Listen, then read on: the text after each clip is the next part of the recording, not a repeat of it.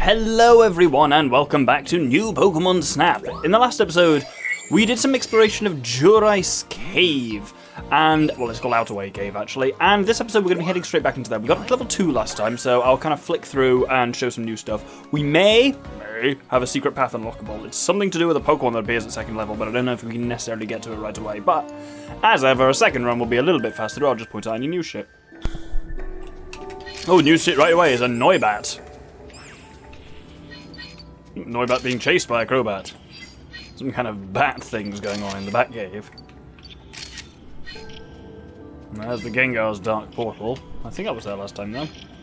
There's some more Noibats. Nice. Oh, that's a good shot of the great Gengar coming out and doing scary face, I assume that is. Oh, another Braviary flying around up there. I wasn't there last time, I don't think. Oh, Drifloon's then you. Oh, we get out of the way, Crobats. You're not what we're here for. Oh, it's not a great shot of the Drifloons, but they are there. Let's once again summon Gengar.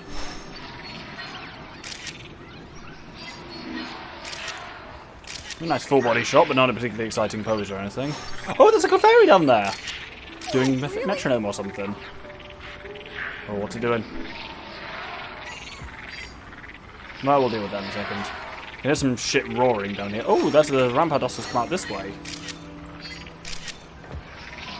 Oh, I should have been looking at it when it did that.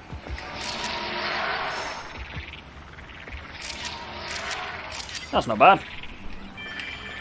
Ah, here we go.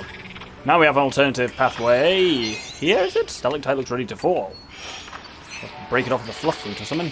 Or is there a Pokemon that does it? Oh, some Geodude maybe. Yeah, you'll notice we are just going a different route now. This sometimes happens, like when you are on a second level or something like that, you just get a different route in here. I think we naturally do this, and then in the future we can scan to access this route again. So this is quite cool. I remember this. Like, I remember when I first found Durice Cave, I was like, well, this is fine. But then it gets into this whole Cueva Cristales thing. Look it up. It's a thing in Mexico, hence the name, that looks basically like this. And it was a massive... basically, it was... Well, that's the opposite of what happens. These huge crystals were formed by the heat from a magma pool. I believe the way it actually worked in real life was it was full of salt water, and then heat from magma caused like the certain salts to like precipitate out and form minerals.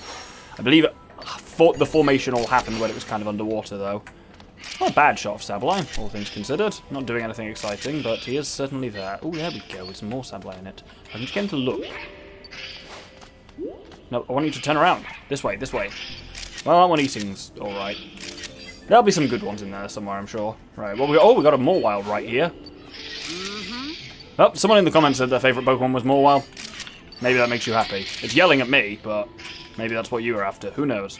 We are going deeper underground here, and there are some... No, that's spoilers, I shouldn't say that. But there are things down in here. There's a strange little kind of underground little forest cave. You get these in real life as well, where, like, basically rising air from inside cave systems... Oh, there's Noibats. Rising air from inside cave systems condenses and basically makes weird, like, indoor... not indoor, but, like, underground rainforests almost, because basically... In big enough caves, humid air rises, hits the ceiling, condenses and falls as rain, and so you basically do get a tiny little ecosystem there. Oh, ancient ruins, snippy snap. I saw something hopping around. Oh, just a carbink again. It's time. Well, that will have done something cool with that carbink that I can't see. Oh, and a sleeping Rampardos. That's cool. I really like that a lot of the unusual, like, geography and geology of this place is based on shit you get in the real world. Like, it's that element of it is very cool. Right, let's select those photos and submit some shit. So these are all fairly basic Noibats. Probably that group at the end is pretty good. I'll only look at ones where I've got some new behaviors for. 4-star Gengar, the scary face was excellent. That's probably the best shot of it. So let's go for that. Brilliant. Drifloon is a new species. We've got 2 crap photos, but there we go. Clefairy also. That's an alright photo, but there we go. The Roaring Rampardos. Oh, what? Oh, I've already got a 3-star, but that one is a 1-star, which I've apparently not got before. That one's bigger. It's just a bit cropped out of frame, but there we go. Oh, level 2 Sableye for eating. God, it looks like kind of Stitch, but it's a bit horrifying. Oh, 3... Right. I'm gonna submit it because you know my rule. If in doubt, submit the highest star rating you have because it'll be more annoying to get. But that is a uniquely terrible photo. And a 4-star Vivillon. Vivillon dancing in the underground cave is apparently a 4-star. What do you know? And also Ancient Ruins. There we go. We'll auto the rest and then see how we do. So Noibat is a new species. Nice work. And that's silver. That's about what I expected for that. Carbink is also fine. Nice work. Slightly better Joltik. Nice work. Worse Crobat. Perfect timing. Oh, an excellent 4-star Gengar. Crystal. Though it seems to be hard, genuinely, to get below gold on a 4-star. A new discovery. Nice work. Drifloon is new, but it's only bronze because it's a crap photo, as I mentioned. That's not a half bad Clefairy. A new discovery. Nice work. Crystal! That's actually better than I thought. I suppose it's because it's glowing from the orb and that. He's always going to like that, isn't he? I was going to say, that one would either do really well or really badly. When stuff crops out of the frame like that, sometimes it's like, this is amazing, and sometimes it's like, what is this shit you've developed and left on my table? This was the former rather than the latter. An acceptable Sableye. This thing. Again, for the same reasons as the Rampardos, this could actually score really well. Perfect timing. Yeah, gold. Much better than it has any right to be. Nice work. And you know what I was saying earlier about it's hard to get lower than gold on a 4-star? Boy, did I manage it, though. But a 4-star is a 4-star. And some Ancient Ruins. Ooh, aren't these incredible? I get the feeling we're drawing closer to the center of an ancient mystery. We're genuinely not going to be that far off 3rd level, I don't think. Yeah. One more route through that and I'll basically be able to do it, because we haven't done the main normal route through on 2nd level yet. We've only done the Crystal Caves. That should unlock something, though. Other than a shit ton of achievements. Right, this is silly. Stop it. There we go. By the way, thanks to your progress, I've made some You know what he's saying right now. Let's go back to the lab.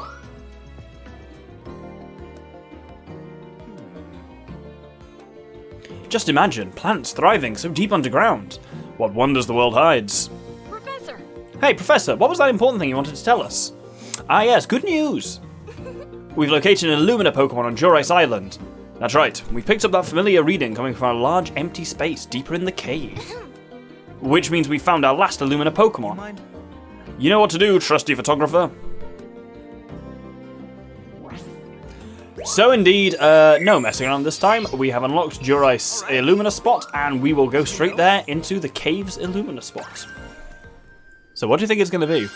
Some people have had some guesses in the comments, but let's see. Looks like your target is... there!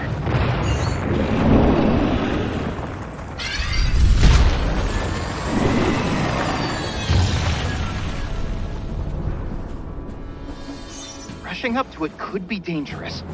Be careful. You may not have seen what it was from there, and interestingly, he's not like, follow that Volcarona, or whatever he normally says. So, we need to just keep out on the lookout for it. This is a slightly tricksy boss fight. Good shout. You can lure it out with Fluff Fruit, and then just because of the... There it is, it's a Steelix. Because of the angles on it, it can be quite hard to actually get into the Illumina state. Let's lure it again there, and see what this scan is saying. You can feel vibrations coming from this hole, so that means it should emerge from there next. And we should have it in the Illumina state already. There we go. Oh my god. Yep, we've technically got it. That'll count. Yeah, just getting it to appear on this is a bit of a challenge. I've never got the 4 stars on this, so I have no idea what behavior we're supposed to trigger in order to do that. But it's quite a cool one. I was somewhat expecting / to a slight extent hoping when I first did this that it would be something icy. Just because like, we're on Durice Island, I was like, oh, there's some cool ice types they could pick from. And a lot of them are kind of underused in a lot of ways. But Steelix is cool. Like, once we hit the cave, I thought, oh yeah, you know, this might be an Onyx or something like that. Yeah, I've already figured that out, thank you. Right. Now in here, I believe it comes from underneath me. I got from down from the left, is it? Yeah. It's all just about... This whole thing takes place in basically multiple phases. So if I throw some Fluff Fruit in there, then the trick is kind of leading your shot so that there are some so that there's Illumina orbs kind of in the air once it emerges. What's the scan saying this time? I was on this side. Yeah, the scans will always tell you where to throw some fluff fruit, but there, no, there perfect.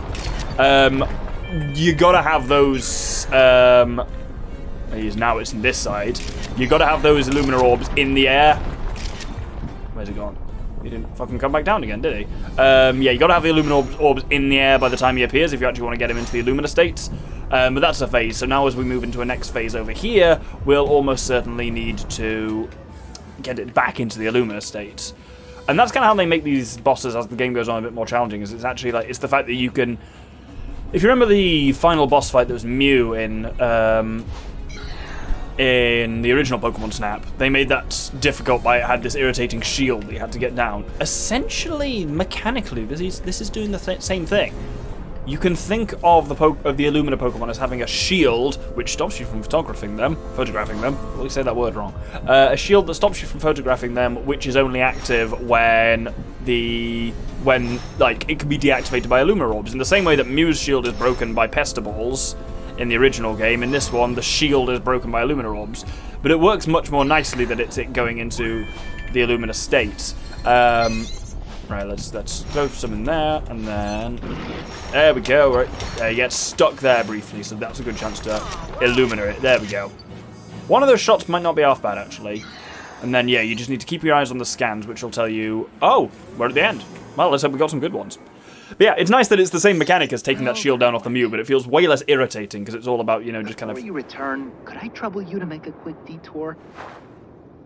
Something caught my attention while you were chasing after that Steelix. Past that broken wall, there appears to be a large open area. The scan says it's not a natural formation, it's human-made. It's just begging to be explored.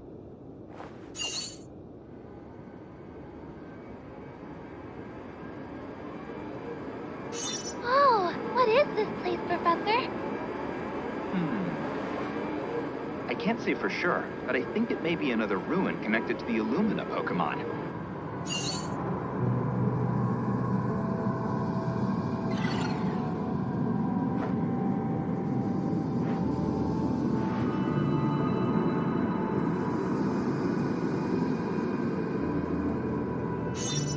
Look at that mural. The mural's very old. And it's missing some pieces here and there. But it must be depicting that ancient Lental legend. Let's see. It looks like it's roughly 2,000 years old? Jeez, you startled me. Is it really that old? It must have been made around the time the meteorite hit. Fantastic! What a discovery! Does this show what the people saw back then? Pokemon are protecting them from the meteorite? The patterns on these Pokemon. Could they be Illumina Pokemon? Did Illumina Pokemon exist before the meteorite fell after all? And was there another Illumina Pokemon in the center? Professor? Oh, sorry. I got a bit lost in thought. I've got some good data for now. Let's sort it out once you're back. So, I believe... need to confirm this, but I believe that section only triggers if you have photographed ancient ruins on every island, which I have done. That's the drawing center closer to the center of an ancient mystery thing, is to find that. And that, of course, does unlock something. But for now, let's see what photos we got of the Steelix. Oh, we got some 2-star, that's not bad. Unfortunately, the 2 stars are all a bit crap. That one is great, though. Let's submit that. I like that. All up in your grill. Steelix is a very cool-looking Pokemon. It's a shame it's not that usable in the games, because its moveset's kind of crap and it's really hard to get. Because from a design perspective, I love it. Yeah, Crystal, I thought you'd like that. I'm just slowly learning it. Well, I'm learning it very fast this episode, that I think just... being, like, cropped out slightly from being close to you, he doesn't care about that. It's interesting. Anyway, I believe with that, first off we leveled it up, but also, I think, we got Underground Guardian for registering Steelix. And, yep, by the way, we've got something to report.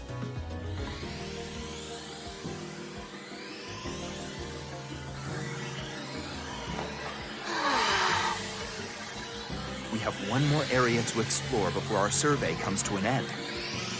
Ready for the final frontier?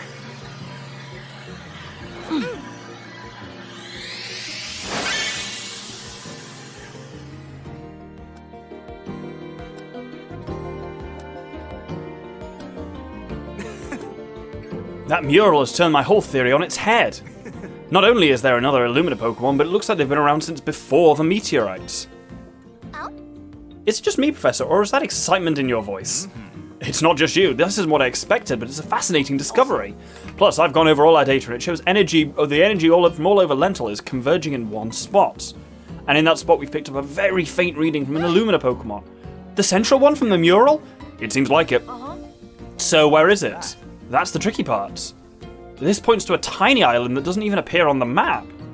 Orus Island and the Ruins of Remembrance. And there, most likely, is where we'll find the island spoken of in the legends, Orus Island.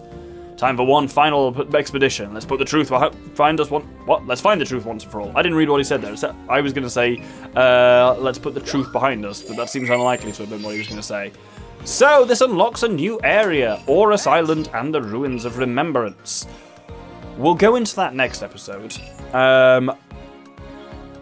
What are we... Let's have a look. I want to do one more thing. I just want to do a little thing. Yeah, let's go for Lental Undersea. I want to go through the underwater cave route again. Just to have another crack at that with more camera shots this time, because I want to try and get some different photos of the Pokemon down there. As a way to end. We won't do our Orus Island until next episode, I think, so... Sorry. Oh, I've got to get used to the physics of throwing shit underwater again, definitely. So I believe now, since we've already activated it, as we pass through here... Oh no, shit, we do need to wait for the Clawitzer again. Damn it. And I sped ahead, like a fool. Oh no, we just wait for it here. I think it opens every time? Oh, it needs to be Illumina charge. Shit. Right, let's start that again. Yeah, I forget that it's got to be Illumina charge in order to have sufficient beans to crack through there. But then once it does, we can scan and we can choose that option. I thought this option was just always open after you've done it once, but apparently not. Anyway, let's go down. Now, there's a Crystal Bloom back there, but I think it's a bit of a tricksy one to hit. The angle's annoying. There we go. Now, if I'm correct, that triggers something ahead which scared the absolute shit out of me the first time I saw it. There's another Crystal Bloom over there, which I'm going to have some shots at. It's very hard to hit. Oh, that was cool. Nice. Just got the end of that. I was kind of too busy watching it that I forgot to actually, Oh, where'd that fucking octillery come from? Did that whaleman dislodge it with some kind of pulse or something? Oh, they're annoyingly hard to hit. There we go. We can lure those Luminion in there.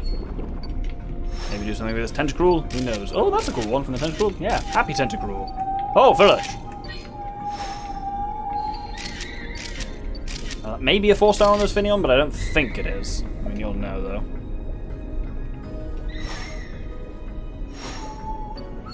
Let's get a good shot at some of these. Oh, Shoal of Mantine coming down around me. That's cool. It's not what I was describing earlier. There we go.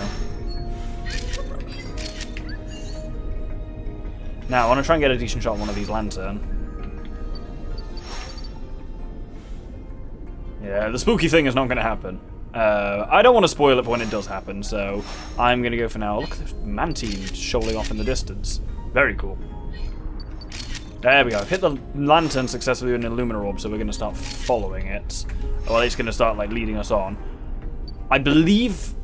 So there is an alternate route that these Lantern will lead you to, but I believe... I don't know if you can actually do it before you've, in inverted commas, beaten the game, or done what the game considers beating the game.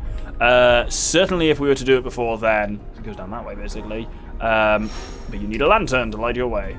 I believe there's no Pokemon in there anyway, because there's a certain very specific Pokemon that hides beyond there, but I believe it's only there in the post-game anyway, so... Alright, let's see what we can get down here with some of these Cradilies and the Glycopods.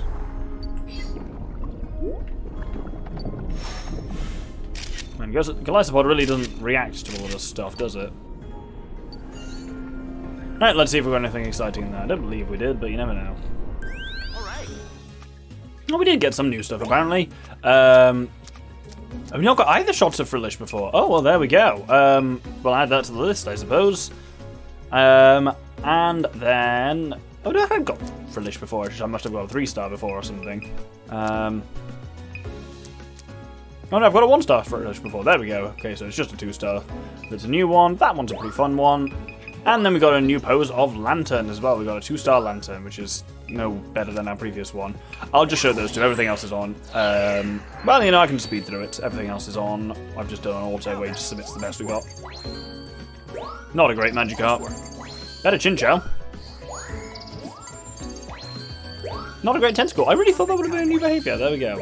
Oh, better Whaler of it doing that thing, but that wasn't a new behaviour, annoyingly. Not better Octillery. Slightly better 3-star Finneon, but still not 4-star, is it? That one's gold, that's pretty decent. Not as good a Mantine as that one. Not as good a Luminion as that one. Nice work. New Lantern, only bronze. Nice work. Oh, that Cradley scored well, though, for a 2-star. Crystal, no less.